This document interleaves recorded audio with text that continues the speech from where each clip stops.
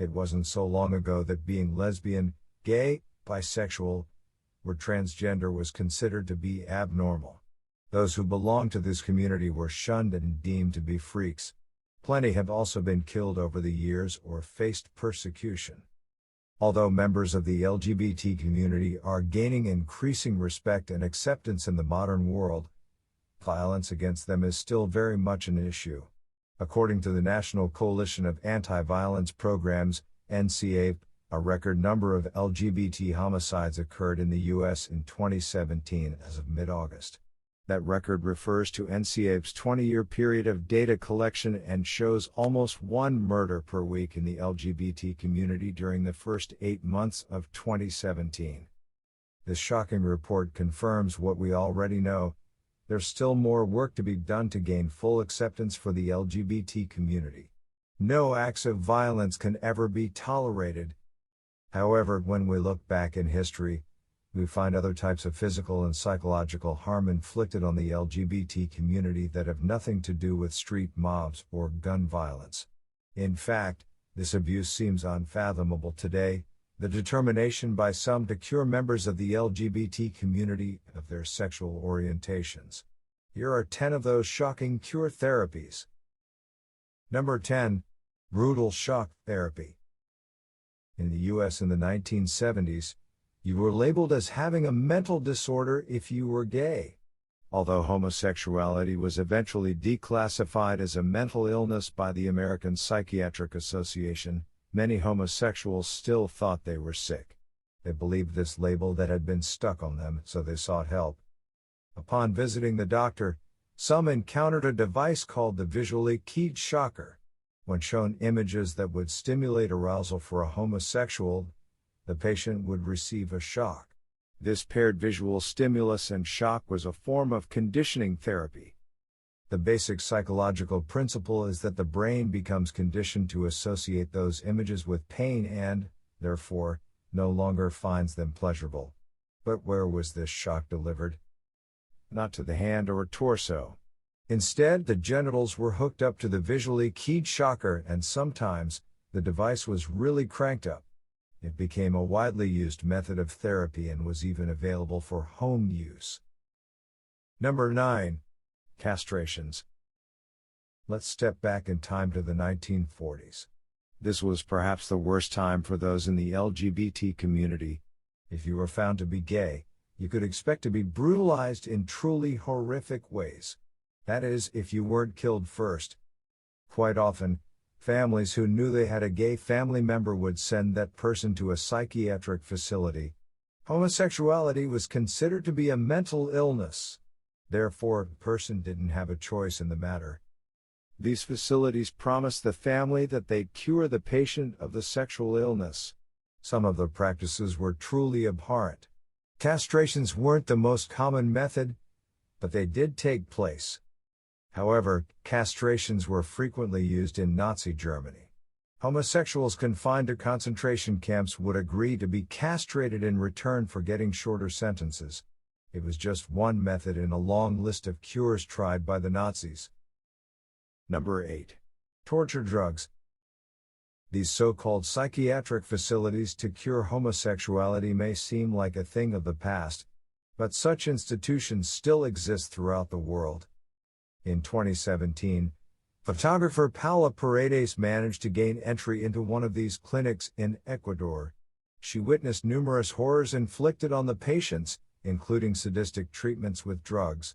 The clinic was operating under the false pretense of being a drug rehab center. Yet they were giving the inhabitants cocktails of drugs to torture them. Torture drugs have been used for decades. They're a form of conditioning that leads an individual to associate the images he finds pleasurable with immense pain. The hope is that the person will then associate those images with pain and torture, and the sexual feelings will die down. Number 7. Chemical castration. Instead of physical castration, chemical castration was sometimes used to reduce the libido and sexual activity. It was also carried out as a part of conversion therapy. A cocktail of anaphrodisiac drugs were administered, usually at these psychiatric facility hellholes. Chemical castration is still used today. In certain countries, rapists and pedophiles get reduced sentences if they agree to chemical castration. There have also been instances when members of the LGBT community have asked to be chemically castrated, those who don't want to feel the way they do. When he was struggling with his sexuality, rugby referee Nigel Owens once went to his physician and asked for chemical castration. His doctor didn't grant him that wish. Instead, Owens publicly came out in 2007. The support from those around him helped him to deal with his negative feelings. Number 6. Hypnosis. Plenty of people express contempt for hypnotists and hypnosis, but it's a widely studied process, one that may even work in some cases. Whether hypnosis is used to stop people from smoking or to entertain us by causing people to dance around like chickens, it can be a powerful tool. However, hypnotists sometimes abuse their power. Even so, many people have voluntarily gone to hypnotists as a way to change their states of mind. In fact, hypnotherapy has been used as a cure for homosexuality for decades. Although it might seem shocking, some studies indicate that hypnosis works to some extent. In one study from the 1960s, a group of 15 homosexuals was treated with hypnotherapy in an effort to change their sexual orientation. As the researchers put it, some participants showed mild improvement whereas the majority showed marked improvement. However, this did not mean that the patients were cured, simply that some of them expressed less interest in homosexual thoughts and activity after hypnosis. The measurement of their improvement by researchers was subjective at best. In addition, follow-up with these patients was limited. Even the study authors questioned why hypnosis was not used more often if it was considered to be so effective. To this day, hypnosis is still being used as a cure therapy. Number 5. Conversion therapy. Many of the therapies already mentioned can be deemed to be conversion therapies that supposedly cure an individual using psychological or spiritual intervention, but the majority of scientists and governmental organizations consider these treatments to be harmful. Some practitioners prefer to use the term psychoanalysis instead of conversion therapy. This type of treatment is associated with psychologists Elizabeth Moberly and Joseph Nicolosi. Nicolosi believed that homosexuality was due to gender identity deficit issues.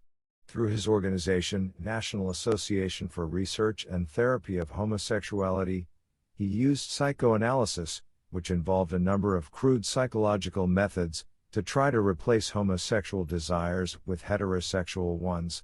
His methods were shocking, and he was banned from carrying out his practices. Number 4. Visualization. The term visualization may not seem that horrific. You may think that it means visualizing being heterosexual. For homosexual males, show them pictures of sultry women in skimpy attire and, eventually, they'll become aroused. But far more sinister methods were used. In fact, this method is still in practice in certain countries.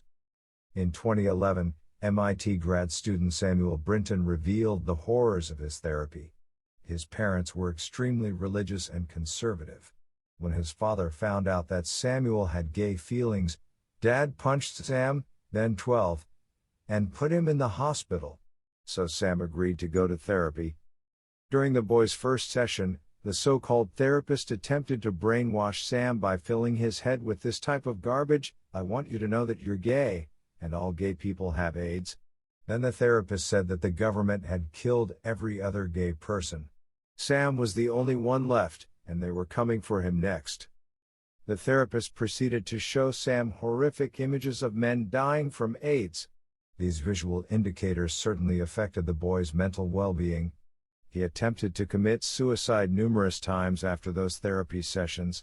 Thankfully, he didn't go through with it. Today, he says that his life is perfect, life is heaven. Number 3. Lobotomies. Lobotomies involved slicing into the prefrontal lobe of the brain. This neurosurgical procedure was carried out to reduce the effects of a person's mental disorder. Remember, being a member of the LGBT community was deemed to be a mental health disorder at one time. Lobotomies using incisions rather than drugs have been almost completely abandoned. But this medical barbarism was still taking place in the US as recently as 1981. Variants of the procedure, such as ice pick lobotomies, have also been used. This involved drilling holes in the person's skull and then using a leucotomy to remove white matter from the brain. It was first practiced using an ice pick, hence the grim-sounding name. Number 2. The spiritual approach. Being a member of the LGBT community is a big no-no in many religions. Some religious people deem these individuals to be unnatural and believe that their sexual orientations are against what God intended. In fact, pious parents sometimes call for religious intervention when they learn their child is gay. What's shocking about that, you may wonder? It's serious brainwashing. Some individuals believe that homosexual tendencies are caused by Satan. In extreme cases, LGBT people get locked away in rooms and are forced to pray for hours at a time. This is common in Russia. Many Russian families force their homosexual children to attend religious institutions. They're held down and covered in holy water while the priest recites prayers. Then they're forced to drink the water and, on occasion, they're beaten. This breaks the mind and body. Number 1. Objectifying women. Although it's crude, almost every man on the planet has done it.